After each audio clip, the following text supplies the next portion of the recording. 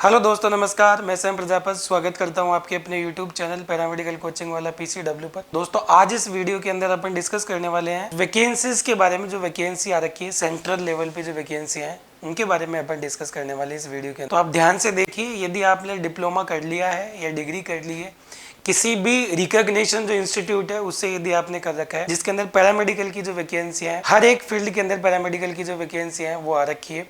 तो सबसे पहले अपन डिस्कस करते हैं ईएसआईसी हॉस्पिटल जो है उसका जो रिक्रूटमेंट आया हुआ है पैरामेडिकल को लेकर, उसके बारे में अपन डिस्कस करते हैं। देखिए रिक्रूटमेंट यहाँ देखिए, सबसे पहले तो कर्मचारी राज्य बीमा निगम, श्रम व रोजगार मंत्रालय, भारत सरकार। मतलब ये जो वैकेंसी है सेंट्रल गवर्नमेंट की है। इससे पहले भी हो सकता है आप लोगों ने बहुत सारे चैनल पे इसको देख लिया हो, लेकिन अपन डिस्कस करते हैं पूरा। मैं इसके बारे में डिस्कस करूंगा, क्या सिलेबस रहने वाले हैं, क्या एज लिमिट है, इसका जो फॉर्म भरा जाएगा उसकी फीस क्या है, सीटें कितनी हैं, इसका एग्जाम मोड है वो कैसा होगा, मतलब ऑफलाइन एग्जाम होगा या ऑनलाइन एग्जाम होगा, सीबीटी बेस्ड जो टेस्ट होगा वो होगा। ठीक है कि नहीं? तो इस वीडियो के अंदर अपन सब चीजें डिस्कस करेंगे, साथ में सिलेबस अपन इसका डिस्कस करेंगे। ठीक है, तो अपन ने बता दिया सेंट्रल गवर्नमेंट की वैकेंसी है। तो recruitment for paramedical postage in Delhi NCR, ठीक है, सेंट्रल के लिए।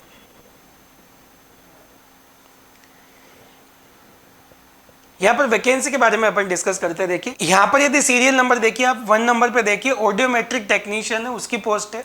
सेकंड नंबर पर डेंटल मैकेनिक की है, ईसीजी टेक्नीशियन की है, जूनियर रेडियोग्राफर की है, जूनियर मेडिकल लेबोरेटरी टेक्नोलॉजिस्ट की है, ओटी असिस्टेंट की है, फार्मासिस्ट की है। फार्मासिस्ट ये देखो ये दोनों ही है।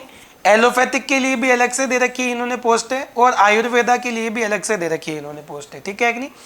ऐसे ही फार्मासिस्ट की देखिए आप लोग होम्योपैथी की अलग से दे रखी है इन्होंने। आगे देखिए बेटा आप रेडियोग्राफर की जो पोस्ट दे रखी है वो अलग से दे रखी है, जूनियर रेडियोग्राफर की जो पोस्ट है वो अलग से दे रखी है। दोनों में क्या डिफरेंट है अभी अपन डिस्कस करेंगे यहाँ पर। आगे देखिए सोशल गाइड की दे रखी है इन्होंने, ये भी दे रखी है। ठीक है, इनकी पोस्ट की यदि अपन बात करें, जनरली अपन इस यूट्यूब चैनल पे अपने जो कोर्स चल रहे हैं अभी, वो 2 ही कोर्स अपन अभी चला रहे हैं। एक चला रहे हैं रेडियोग्राफर वाला, और दूसरा अपन चला रहे हैं बेटा जूनियर लेबोरेटरी वाला जो है टेक्नोलॉजिस्ट, उसके बारे में अपन डिस्कस करेंगे। ठीक है कि नहीं? देखिए साथ में रेडियोग्राफर जो है उसके बारे में भी अपन डिस्कस कर रहे हैं। देखिए अब ध्यान से देखिए यहाँ पर जूनियर रेडियोग्राफर जो है इसकी पोस्ट कितनी है, 16 तो जनरल के लिए है।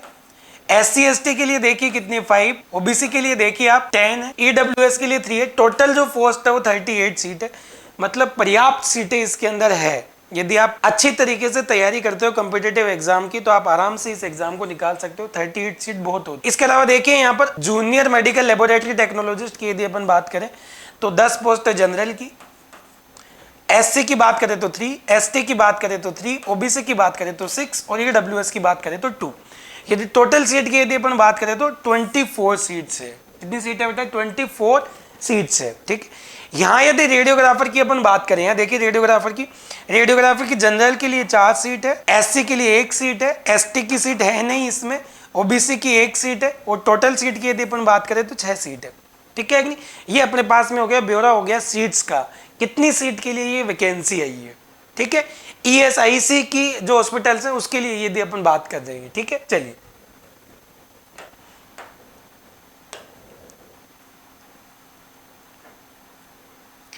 यहाँ पे देखिए बेटा detail person with benchmark disability category, यदि डिसेबिलिटी कैटेगरी है उनके लिए अलग से दे रखी है इन्होंने पोस्टें। देखिए कैटेगरी ए में आते हैं blindness and low vision, second में आता है डीप एंड हार्ड हियरिंग जिसको कम सुनाई देता है, या लोकोमोटर जिसको चलने में यदि कोई प्रॉब्लम हो उसके लिए ये, तो उनके लिए अलग अलग ये दे रखी है। ठीक है कि नहीं? यदि आपको इसका नोटिफिकेशन चाहिए तो हमारा टेलीग्राम चैनल है पैरामेडिकल कोचिंग वाला, उस पर आपको मिल जाएगा ये। देखिए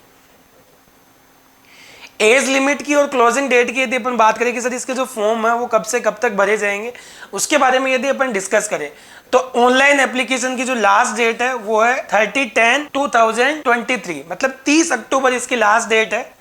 यदि आपने अब तक फॉर्म नहीं भरा है तो आप फॉर्म भर दीजिए, क्योंकि 30 अक्टूबर पास में ये डेट। और इसके लिए एज लिमिट, जो एज के अंदर रिलैक्सेशन दिया जाता है, मान लो किसी कोई की एज है वो क्रॉस हो गई है, अपर एज जो है वो क्रॉस हो गई है, तो उसके लिए इन्होंने दे रखा है। देखिए age relaxation permission beyond the upper age limit, ये एज लिमिट जो है वो SC ST के लिए 5 ईयर की है, ओबीसी के लिए 3 ईयर की है। ठीक है कि नहीं? और फिजिकल हैंडीकैप्ड के लिए अलग अलग दे रखी है। ठीक है, चलिए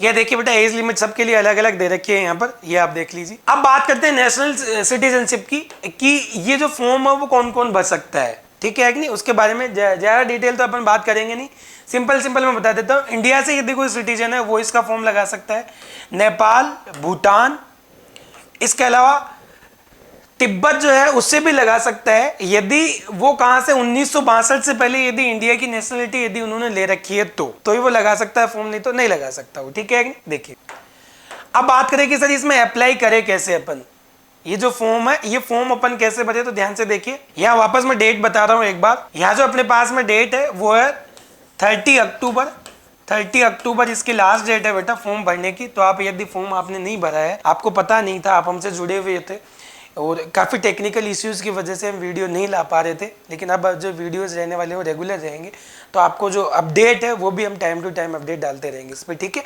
लेकिन जिन्होंने अभी तक नहीं भरा है फॉर्म तो एक बार फॉर्म जरूर भर दे बेटा, बाकी की बात बाद में करेंगे अपन इसमें। एप्लीकेशन विल बी एक्सेप्टेड, ये देखो आपको क्या क्या चीज़ें चाहिए फॉर्म भरने के लिए वो देख लो बेटा। आप एक फोटोग्राफ चाहिए, रंगीन फोटोग्राफ चाहिए, सिग्नेचर चाहिए, लेफ्ट थंब इंप्रेशन चाहिए, हैंड रिटन जो डिक्लेरेशन फॉर्म है उस पर आपको साइन करने हैं बस, ठीक है कि नहीं। बाकी तो जो नॉर्मल सा प्रोसेस होता है वो आपको फॉलो करना है फॉर्म भरने के लिए, हर एक वैकेंसी के लिए होता है, चाहे स्टेट गवर्नमेंट हो चाहे सेंट्रल गवर्नमेंट हो, एक सीधा प्रोसीजर होता है फॉर्म भरने का, तो वो आप फॉलो कर सकते हो यहाँ पर, ठीक है। यह देखिए बेटा सबसे बड़ी जो बात आती है वो आती है कि सर फॉर्म भरे कहाँ से, ठीक है ना। सबसे बड़ी प्रॉब्लम यही आती है, बहुत सारे बच्चों के हमारे पास में मैसेज आते हैं, बाद में फ़ोन आते हैं कि सर फॉर्म भरे कहाँ से, तो वो मैंने यहाँ पर मेंशन करिए। देखिए ये डायरेक्ट आप वेबसाइट है, वो गूगल पे जाइए और इसको सर्च करिए, वहाँ पर आपको ऑप्शन दिखाई देगा कि आपको फॉर्म कहाँ से भरना है। देखिए ESIC की वेबसाइट है, मैं लिख रहा हूँ यहाँ पे www.esic.government.in, ये वाली वेबसाइट है। इस वाली वेबसाइट पे जाके आप क्या कर सकते हो, ये फॉर्म आपका जो है वो फिल कर सकते हो आप, ठीक है। चलिए पेमेंट की यदि अपन बात करें, देखिए कि सर फीस कितनी लगेगी इसके फॉर्म की, तो फीस देख लीजिए बेटा एक बार। इसकी जो SC ST PW या फिर डिपार्टमेंट कोई ऐसा स्पेशल डिपार्टमेंट है उसकी जो फीस लगेगी वो लगेगी 250 रुपये, 250 रुपये। और जनरल OBC के लिए यदि अपन बात करें, ऑल अदर कैटेगरीज इनके अलावा ऊपर जो दी हुई है उनकी जो फीस लगेगी फॉर्म फीस वो लगेगी 500 रुपीज, ठीक है कि नहीं। आगे देखिए बेटा, यदि एग्जाम की यदि अपन बात करें यहाँ पर कि सर जो एग्जाम होगा उसका क्या, तो देखिए एग्जाम जो है वो देखिए नेम ऑफ द टेस्ट, ये किसके लिए है, number of questions, maximum marks, version और ड्यूरेशन, कितने कितने टाइम का होगा, ठीक है कि नहीं। पेपर देखिए कि कौन कौन सी लैंग्वेज में आएगा, पेपर आएगा बाईलैंग्वेज आएगा, हिंदी में भी आएगा और इंग्लिश में भी आएगा, हिंदी और इंग्लिश दोनों के अंदर पेपर आएगा। तो आपको परेशान होने की ज़रूरत नहीं कि सर इंग्लिश हमें आती नहीं है, बहुत सारे बच्चों की प्रॉब्लम रहती है पैरामेडिकल के अंदर कि सर इंग्लिश नहीं आती है, बाकी टर्मिनोलॉजीज बेटा आपको इंग्लिश में आनी चाहिए, ठीक है। तो पेपर तो बाईलैंग्वेज आएगा, इसका कोई इशू नहीं है। आगे देखिए टेक्निकल एंड प्रोफेशनल नॉलेज, आपका जो पेपर लगेगा मेन पेपर, जिसके अंदर जो आपके सब्जेक्ट से रिलेटेड जो क्वेश्चंस आएंगे वो आएंगे 50 क्वेश्चंस।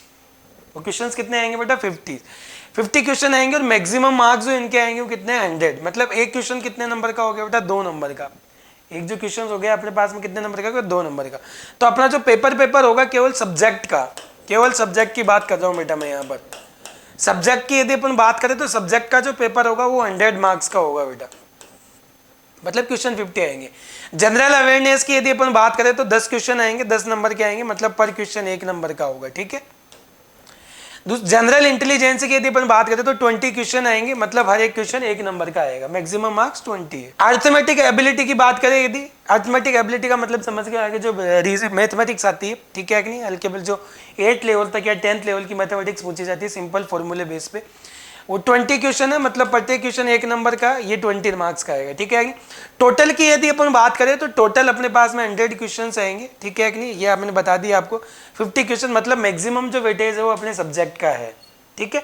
तो मैक्सिमम सब्जेक्ट यदि अपने इसका है तो क्या आपको सब्जेक्ट पे ज्यादा फोकस करना है ताकि आप ज्यादा से ज्यादा जो मार्क्स है वो गेन कर पाओ। इसमें देखो बेटा 100 क्वेश्चन है, 100 क्वेश्चन के अंदर 150 मार्क्स का है, मतलब जो आपका पेपर होगा वो कितने मार्क्स का होगा बेटा, पेपर होगा आपका 150 मार्क्स का होगा, ठीक है। पेपर बाईलैंग्वेज होगा। टाइम ड्यूरेशन यदि आप देखें तो 2 पेपर इसमें देने हैं आपको, जिसके अंदर सब्जेक्टिव जो पेपर होगा वो होगा 60 मिनट का, वो होगा बेटा कितना, मतलब 1 आवर का ये होगा। 1 आवर का होगा ये और दूसरा 1 आवर का ये होगा। मतलब एक पेपर आपका सब्जेक्ट का होगा और दूसरा पेपर आपका होगा 10, 20, 20 जो अदर सब्जेक्ट है उनका, जिसमें जनरल अवेयरनेस आ जाएगी, जनरल इंटेलिजेंस आ जाएगी और अर्थमेटिक एबिलिटी आ जाएगी, उनका टेस्ट होगा। ठीक है कि नहीं? देखिए यहाँ पर बात ध्यान से देखिए, there will be negative marking rate of 0.2 marks, मतलब 1/4 जो है आपके नेगेटिव मार्किंग रहेगी बेटा। यदि आप मान लो एक क्वेश्चन यदि राइट करते हो तो आपको 1 नंबर मिलेगा, लेकिन यदि रॉन्ग करते हो तो 0.25, मतलब 1/4 क्या होगी इसमें नेगेटिव मार्किंग होगी। ठीक है कि नहीं?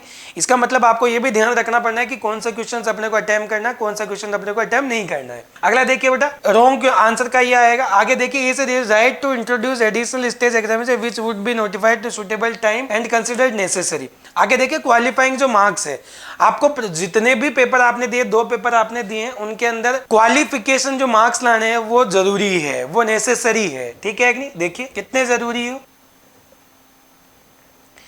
या देखिए बेटा, यदि अपन सब्जेक्ट की बात करें तो यहाँ पर 45% जो है वो लाना बहुत जरूरी है जनरल कैटेगरी के लिए। जनरल कैटेगरी के लिए ये, ओबीसी कैटेगरी के लिए 40%, ओबीसी के लिए 40% ये मार्क्स लाना जरूरी है। यदि अपन बात करें ओबीसी और उसके लिए ईडब्ल्यूएस के लिए, दोनों के लिए 40% चाहिए। एससी के लिए 35% चाहिए। एससी के लिए यदि अपन बात करें तो 35%, एसटी एक्स सर्विसमैन के लिए 30%। ये मार्क्स चाहिए आपको। ये देखिए आगे बाकी जो दूसरा पेपर आपका हो रहा है उसके अंदर भी आपको मिनिमम मार्क्स लाना बहुत जरूरी है। मैंने आपको बता दिया अभी कि हर एक के लिए क्वालिफिकेशन आपको बहुत जरूरी है। आपके मतलब क्वालिफिकेशन जो मार्क्स है वो आना बहुत जरूरी है। कैसे मैं समझाता हूँ इसमें देखिए, इसमें जैसे मान के चलिए 10 नंबर का ये है, तो अपन ने कितना बताया, जनरल के लिए 5 क्वेश्चन होना बहुत जरूरी है, ओबीसी के लिए 4 और एससी एसटी के लिए 3 और 2, ऐसा होना बहुत जरूरी है। यदि इसके 20 की यदि अपन बात करें तो जनरल के लिए कितने क्वेश्चन राइट होना जरूरी है, कम से कम 10 क्वेश्चन होना जरूरी है। यदि ओबीसी के लिए यदि अपन बात करें और ईडब्ल्यूएस के लिए तो 8 क्वेश्चन सही होना बहुत जरूरी है। जनरल इंटेलिजेंस की बात करें तो यहाँ पर देखिए अर्थमेटिक एबिलिटी की यदि अपन बात करें तो वही 10 क्वेश्चन जनरल के लिए, 8 क्वेश्चन ईडब्ल्यूएस और इनके लिए 6 क्वेश्चन एससी एसटी के लिए। ठीक है, 35% और 36 और 7 के समथिंग, ये होना बहुत जरूरी है। ठीक है कि नहीं? तो ये पैटर्न था किसका, अपना ये।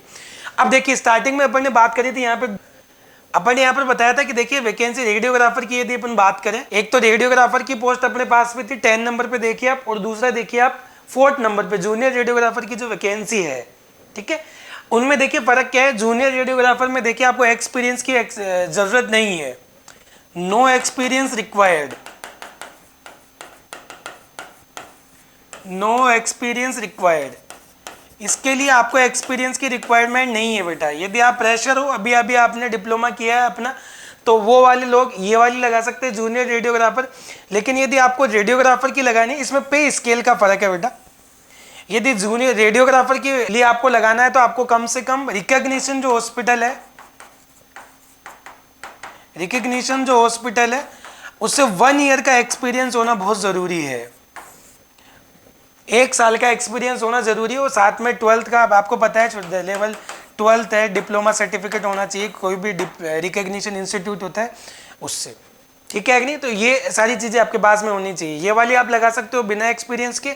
यदि आपके पास में 1 साल का एक्सपीरियंस है तो आप डायरेक्ट रेडियोग्राफर की पोस्ट पे के लिए भी एग्जाम दे सकते हो।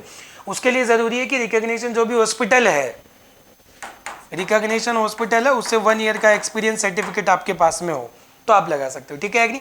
तो ये थी अपनी जो फर्स्ट भर्ती थी, फर्स्ट रिक्रूटमेंट था ESIC को लेकर। ये अपन बात कर रहे थे इस पर, ये ठीक है कि नहीं, ESIC की वैकेंसी को लेकर अपन ने डिस्कस किया है। ठीक है कि नहीं? इसी के पैरेलल में यदि सेंट्रल की एक और वैकेंसी है जो अपन इसके अंदर डिस्कस कर रहे हैं, देखिए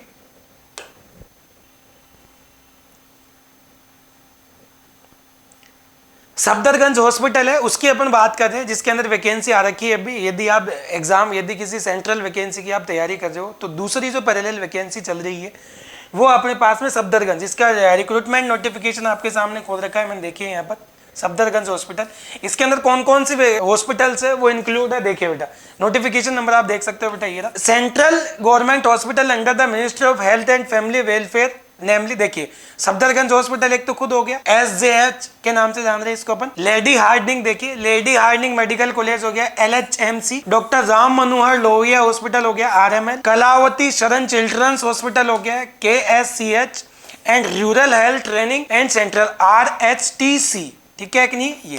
ये हॉस्पिटल्स है जिनके अंदर ये रिक्रूटमेंट निकला है। मतलब यदि आप एग्जाम फाइट करते हो तो आपकी जो पोस्टिंग होने वाली है वो कौन कौन से हॉस्पिटल में होगी, इसके बारे में ये, ठीक है। देखिए पोस्टों के बारे में डिस्कस करते हैं। सबसे पहले अपन जनरली देखिए इस यूट्यूब चैनल पे हम 2 ही वैकेंसी है वो डिस्कस कर रहे हैं अपन। एक तो बात कर रहे हैं अपन रेडियोग्राफर वाली और दूसरी बात कर रहे हैं मेडिकल लैब टेक्नीशियन की, ठीक है कि नहीं। जल्दी से जल्दी आपको ये भी मिल जाएगा कि ऑफ्थेल्मिक की जो वैकेंसी उसके लिए भी आपको हो सकता है यहाँ पर क्लासें देखने को मिले। बाकी रनिंग में यदि अपन बात करें तो रेडियोग्राफर और लैब टेक्नीशियन की क्लास हमारे पास में ऑलरेडी चल रही थी, लेकिन कुछ टेक्निकल इश्यूज की वजह से हम कंटिन्यू उनको नहीं कर पा रहे थे। अब से ये क्लास है आपको रेगुलर देखने को मिलेगी पैरामेडिकल कोचिंग वाला यूट्यूब चैनल पे, ठीक है। तो आप कंटिन्यू बने रहिए ताकि जो भी आपकी प्रिपरेशन है वो आप सही तरीके से करते रहो। यहाँ आ जाइए बेटा, देखिए फैमिली वेलफेयर एक्सटेंशन ये अपने काम की नहीं है, कंप्यूटर ये भी अपने काम की नहीं है, अपने काम की है रेडियोग्राफर वाली, रेडियोग्राफर और एक्सरे टेक्नीशियन की। देखिए बेटा अपने पास में डिस्कस कर रहा हूँ वही रेडियोग्राफर की बात कर रहे हैं और दूसरी बात कर रहे हैं अपन एक्सरे टेक्नीशियन असिस्टेंट की, ठीक है। देख दोनों की यदि पोस्ट की बात करें तो सफदरगंज जो हॉस्पिटल है उसी की बात कर रहे हैं अपन यहाँ पर SDH और RML। देखिए रेडियोग्राफर की जो पोस्ट है वो केवल सफदरगंज जो हॉस्पिटल है उसी के अंदर है, उसकी 22 पोस्ट है जो कि वही है, जनरल के लिए है, OBC के लिए है, SC ST के लिए ये, ठीक है। यहाँ देखिए ECG टेक्नीशियन की, मेडिकल लैब टेक्नोलॉजिस्ट, ये जूनियर मेडिकल लैब टेक्नोलॉजिस्ट, इन सब के बारे में अपन डिस्कस करेंगे, बात करेंगे। एक बार पहले रेडियोग्राफर के बारे में बात करते हैं अपन। रेडियोग्राफर की यदि अपन बात करते हैं तो सफदरगंज हॉस्पिटल में 22 सीट है, ये इस तरीके से लेवल 5 पे। ये पे स्केल है इसका लेवल 5, लास्ट में चर्चा करेंगे अपन पे स्केल लेवल 5 का क्या मतलब होता है। देखिए क्वालिफिकेशन क्या चाहिए बेटा, 12th पास चाहिए with science from recognition board, certificate चाहिए रेडियोग्राफी के अंदर 2 साल का। देखिए experience 1 year experience radiography in hospital और मेडिकल इंस्टीट्यूट, आपने किसी भी मेडिकल इंस्टीट्यूट में काम किया तो उसका एक्सपीरियंस सर्टिफिकेट चाहिए रेडियोग्राफर के लिए 1 साल का, ठीक है कि नहीं। एज लिमिट है 18 to 25, 18 से 25 साल तक की एज यदि आपकी है तो आप ये फॉर्म भर सकते हो। एक्सरे टेक्नीशियन की यदि अपन बात करें तो देखिए RML हॉस्पिटल और SGH जो हॉस्पिटल है उसके अंदर सीटें हैं इसकी, ये सीटों का क्लासिफिकेशन है यहाँ पर देखिए लेवल 3 की है ये, लेवल 3 पर बात करेंगे। इसमें 12th क्लास पास साइंस चाहिए, रिकॉग्निशन सर्टिफिकेट चाहिए ये। इसमें आपको एक्सपीरियंस की जरूरत नहीं है बेटा, नो एक्सपीरियंस, आपको एक्सपीरियंस की आवश्यकता इसमें नहीं है, लेकिन रेडियोग्राफर का यदि फॉर्म लगा रहे हो तो उसमें आपको एक्सपीरियंस है, ठीक है कि नहीं। एज लिमिट सेम है दोनों में 18 to 25, 18 to 25। ECG टेक्नीशियन का देखिए केवल सफदरगंज हॉस्पिटल के अंदर 11 सीट है। मेडिकल लैब टेक्नोलॉजिस्ट और जूनियर मेडिकल लैब टेक्नोलॉजिस्ट की बात करें तो देखिए सफदरगंज में 139, मतलब पूरा का पूरा लैब टेक्नीशियन के लिए पिटारा है 139। तो देखिए क्या है सफदरगंज हॉस्पिटल में RML में 20 सीट, मतलब कुल मिला के यदि अपन बात करें तो 159 सीट्स हो गई इसके लिए। मेडिकल लैब टेक्नोलॉजिस्ट की बात कर रहा हूँ मैं केवल बेटा यहाँ पर, ठीक है नहीं। देखिए जनरल OBC का क्लासिफिकेशन आप देख सकते हैं, पे स्केल इसका हाई है, अच्छा स्केल है, लेवल 8 पे। देखिए बैचलर डिग्री इसके लिए इन्होंने मांगी है बेटा। लैब टेक्नीक्स के लिए क्या चाहिए आपको पता है, अपने पास में डिप्लोमा भी होता है और डिग्री कोर्सेज होता है, तो इसमें डिग्री कोर्सेज इन्होंने मांगा है। रिकॉग्नाइज यूनिवर्सिटी और इंस्टीट्यूट एंड 2 ईयर एक्सपीरियंस, 2 साल का एक्सपीरियंस इन्होंने मांगा है बेटा, और बिलो 30 है, 30 साल से कम की उम्र वाले फॉर्म लगा सकते हैं। जूनियर मेडिकल लैब टेक्नोलॉजिस्ट की बात करें तो देखो सफदरगंज में आ रखी है 33, RML में आ रखी है 6 और LHMC में आ रखी है 7 और KSH में आ रखी है 5। यदि आप टोटल सीटों की बात करो तो देखिए 5 और 7 12 18 और ये यदि बात करें 51 सीट्स टोटल सीट की। यदि अपन बात करें तो 51 सीट्स के लिए वैकेंसी है जूनियर लैब टेक्नीशियन की, ठीक है। यहाँ देखिए बेटा 10+2 विद साइंस रिकॉग्निशन, डिप्लोमा चाहिए, डिप्लोमा चल जाएगा इसमें, जबकि डिग्री चाहिए इसमें, डिप्लोमा आपका काम कर जाएगा डिजायरेबल। हाँ यदि आपके पास में बैचलर डिग्री है तो भी काम चल जाएगा, और 1 साल का एक्सपीरियंस चाहिए, 1 ईयर एक्सपीरियंस। जबकि रेडियोग्राफर वाले में अपने को एक्सपीरियंस की रिक्वायरमेंट नहीं थी बेटा, 1 ईयर एक्सपीरियंस चाहिए, और एज जो दे रखी है वो दे रखी है 18 to 27, ठीक है कि नहीं। चलिए ये तो बात थी वैकेंसी के बारे में। मैं आपको फिर बता रहा हूँ कि रेडियोग्राफर और लैब टेक्नीशियन के बैच ऑलरेडी अपने यहाँ पे चल रहे थे, बाकी ऑफ्थेल्मिक के बैच भी हम जल्दी स्टार्ट इस यूट्यूब चैनल पे कर देंगे एक बार, ठीक है। देखिए ये देखिए फॉर्म के बारे में बेटा, यहाँ पर फॉर्म के बारे में डिटेल देख लो आप। Date of submission online application, यदि आपने अभी फॉर्म नहीं भरा है तो आप भर भी नहीं सकते क्योंकि इसकी लास्ट डेट है वो निकल चुकी है बेटा। 5 तारीख 5 अक्टूबर से ये स्टार्ट थी और 25 अक्टूबर रिसेंटली निकली है ये डेट। यदि last date time receipt online ये 25 तक थी, सब 26 से खत्म हो गया बेटा। यदि बात करें टेंटेटिव डेट की या डाउनलोडिंग एडमिट कार्ड की, सीबीटी टेस्ट होगा बेटा, ये कंप्यूटर बेस्ड टेस्ट होगा, ये मतलब ऑनलाइन टेस्ट होगा बेटा, इसका ऑफलाइन टेस्ट नहीं होता है, ठीक है कि नहीं। फर्स्ट वीक ऑफ नवंबर के फर्स्ट वीक में होगा ये। शेड्यूल दे रखा है बेटा computer based examination 4th week of November last इसके दे रखी है, नवंबर